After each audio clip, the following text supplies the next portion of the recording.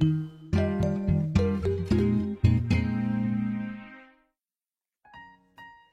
les amis, on se retrouve ce dimanche pour un vlog qui va suivre un peu toute la semaine. Et vous avez vu sur la miniature qu'on va surtout avancer dans la maison de Mulopin. Mais j'ai quand même voulu en début de semaine reprendre un peu la direction des illustrations. Ça faisait un moment que j'en avais pas refait une et là avant que ma maman arrive j'avais dessiné cette petite scénette avec la maman, le papa et les deux enfants auprès de leur cheminée.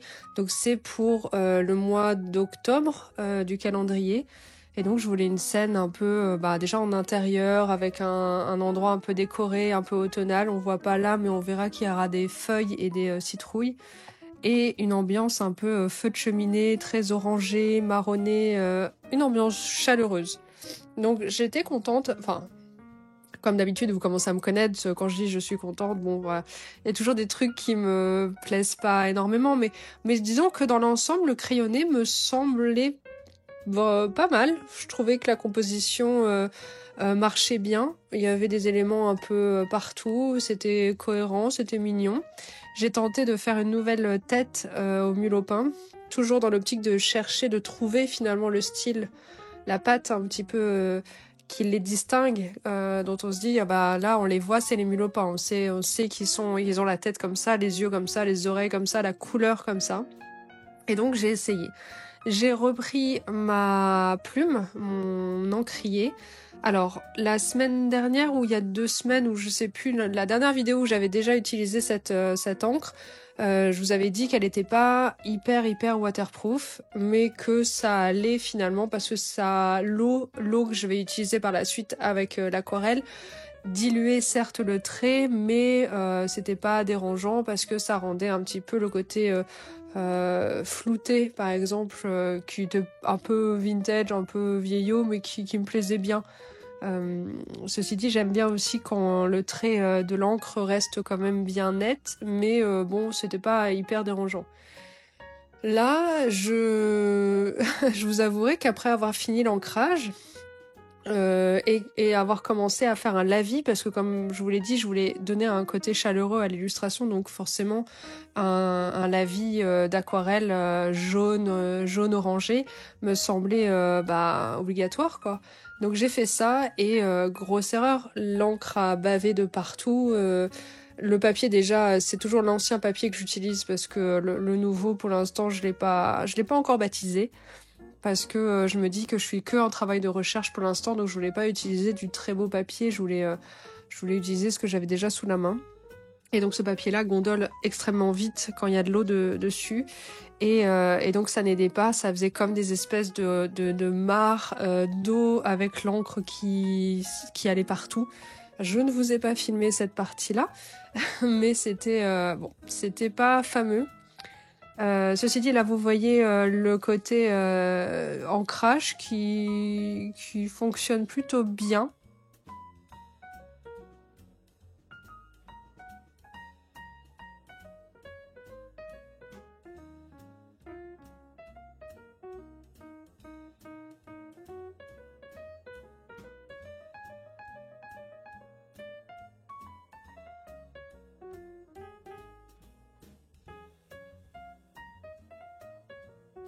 Et donc en fait ce que je voulais vous dire, parce que je vous montre pas dans la suite de la vidéo tout ce que j'ai fait par la suite parce que finalement ça rendait pas comme je voulais. Donc je vais faire une pause dans les illustrations des Mulopins. Donc là c'est tout ce que j'ai réalisé jusqu'à maintenant. Et la dernière en date, donc celle que vous avez vue précédemment, l'ancrage que vous venez de voir. Je suis pas satisfaite du résultat, j'arrive pas à trouver un côté... c'est pas ce que j'ai en tête, et ce que j'ai en tête n'est pas clair, donc finalement j'arrive pas encore trop bien à cerner le visuel de ces Mulopins, donc je continue à m'entraîner de mon côté, et on y reviendra dans d'autres vidéos prochainement, mais pour l'instant je vais garder un peu pour moi ce travail de recherche. Et le mercredi, j'ai reçu enfin mon petit lit que j'ai commandé sur le site donc des Mayleg, et j'ai bien fait de le commander parce que franchement il est incroyable.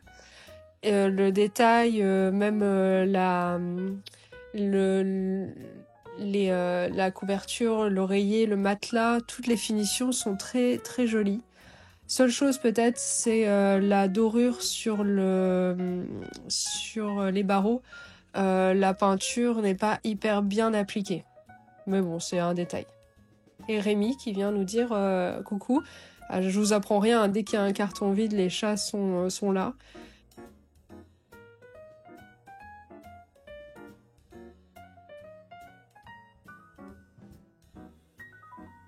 Et donc voilà ce que ça donne avec la souris dedans.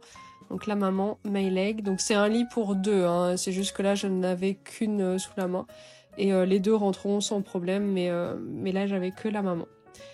Le lendemain, j'ai installé tout ce joli monde dans la chambre qui commence à se remplir. J'avais hâte de recevoir le lit pour justement finaliser un petit peu. Alors il y a plein de choses qui restent à faire dans cette chambre. Vous avez vu qu'à gauche, j'ai fabriqué une cheminée. Elle n'est pas totalement finie. Vous verrez plus tard dans la vidéo. Je vous montrerai les finitions, la peinture que j'y ai appliquée. Et pendant que ma maman était là la semaine dernière, elle m'a fabriqué en argile autodurcissante ces éléments. Donc là, c'est la baignoire qui va rentrer dans le fond de la salle de bain. Elle m'a fabriqué aussi un évier pour la salle de bain et un évier timbre pour la cuisine. Donc je les ai poncés, ces éléments. J'y ai appliqué une peinture blanche. Et ensuite, j'ai mis un vernis pour que ça fasse un effet un peu céramique, porcelaine. Donc, je suis assez satisfaite. Donc, la salle de bain est sombre, c'est pour ça qu'on voit pas trop. Mais là, par exemple, vous voyez sur le petit évier de la salle de bain, je trouve que, voilà, il y a des petites imperfections, mais je trouve que ça fait aussi le charme par rapport à une pièce achetée et parfaite. Je trouve que ça marche plutôt pas mal. Ça, c'est le petit miroir que j'ai chiné en brocante le dimanche. Donc, j'avais pas trouvé grand-chose, mais ce petit miroir, il était parfait. Et donc, je planifie de le mettre, d'accrocher au mur. Il y a une petite attache derrière, donc c'est parfait. Et ce petit panier tressé assez lourd en métal qui fait office de panier à linge. Et j'avais encore des petites accroches qui m'avaient permis de faire des accroches pour les tringles en bas dans le salon et la cuisine. Et donc j'ai accroché le miroir avec ces accroches. Alors elles sont un peu grosses, mais ça me dérange pas des masses. Donc la salle de bain elle est sur le thème du vert, la couleur verte. J'avais mis, rappelez-vous, un papier peint quand même un peu naturel sur le côté droit.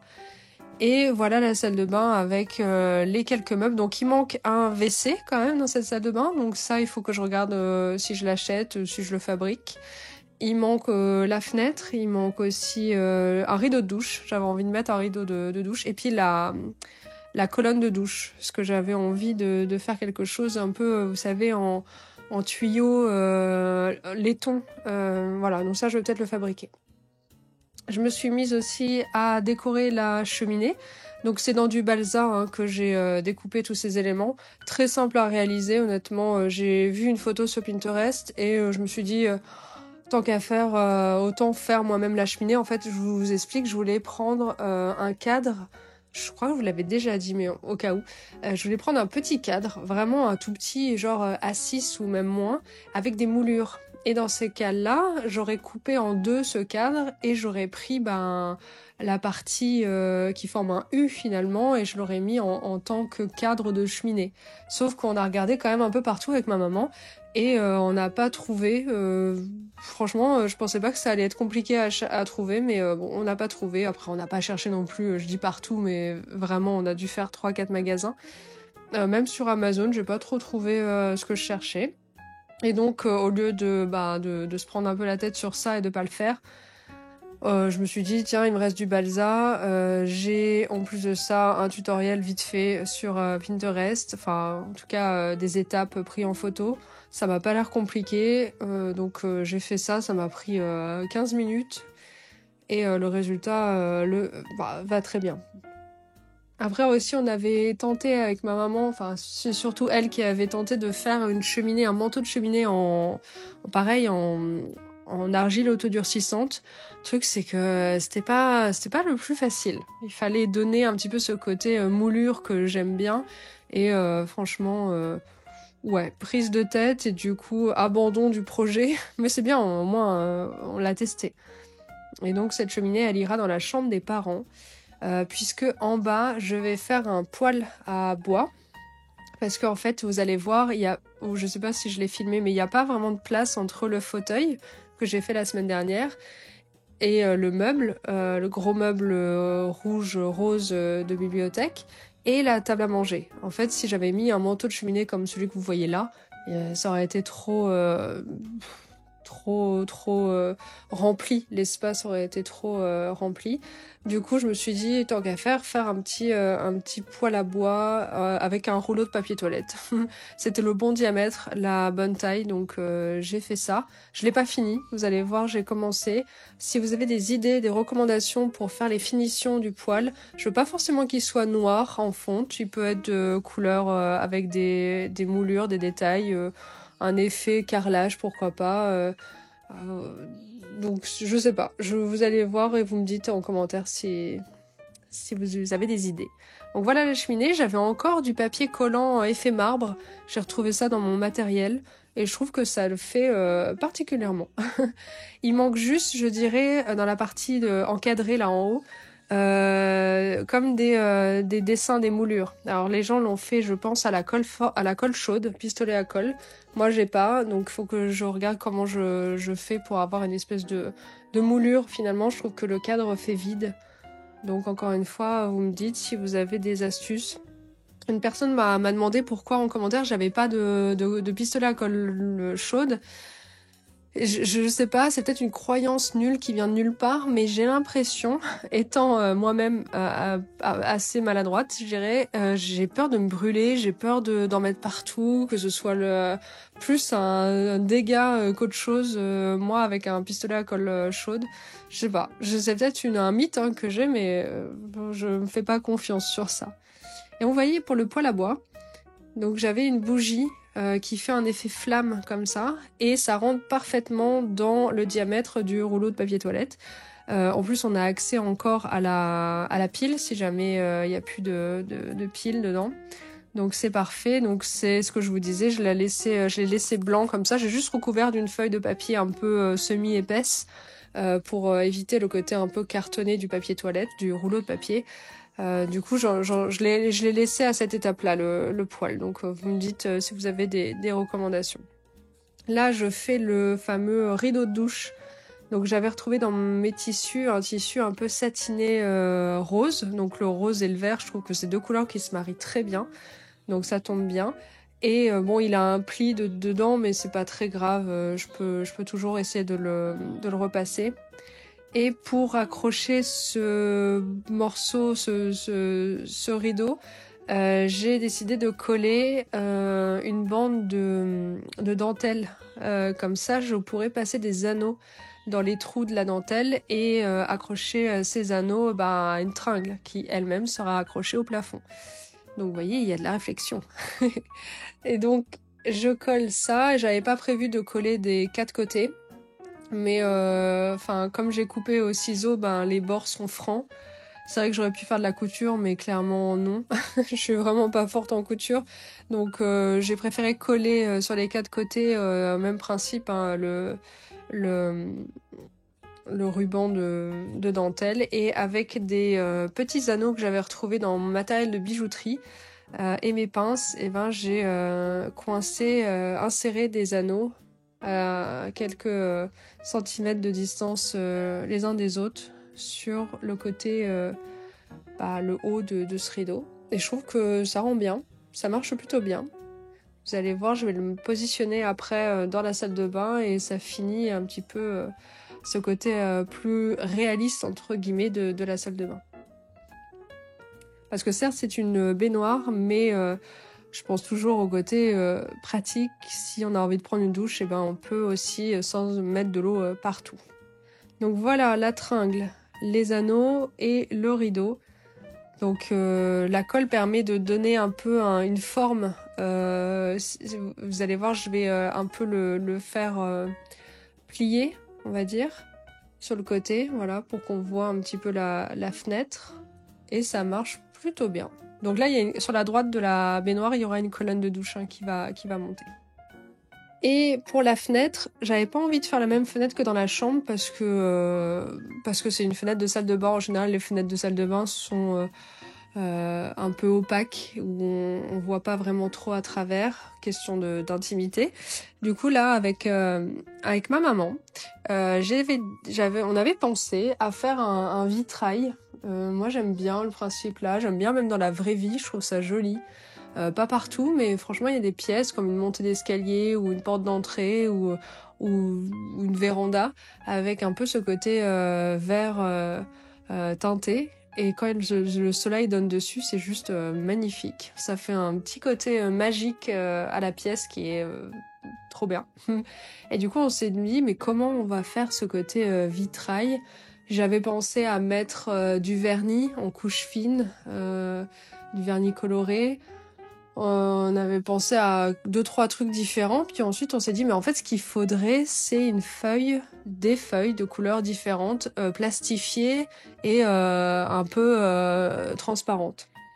On s'est dit mais où est-ce qu'on peut trouver ça? Dans les trucs de loisirs créatifs. Mais en fait plus simple, on a été chez Bureau Vallée, un magasin de fournitures. Et on a trouvé des intercalaires de classeurs transparents avec vraiment les couleurs qui me plaisaient particulièrement. Donc j'avais pris une photo d'inspiration sur Pinterest encore une fois et les couleurs sont quasiment identiques. Donc là, le temps que la colle sèche, ça faisait des petites traces. C'est pas parfait, mais en même temps, après, voilà, j'ai posé des petites baguettes que j'ai peintes en verte aussi. Et franchement, je trouve que ça fait un peu rustique, mais j'aime vraiment beaucoup. Je trouve que même de l'extérieur, ça rend très bien.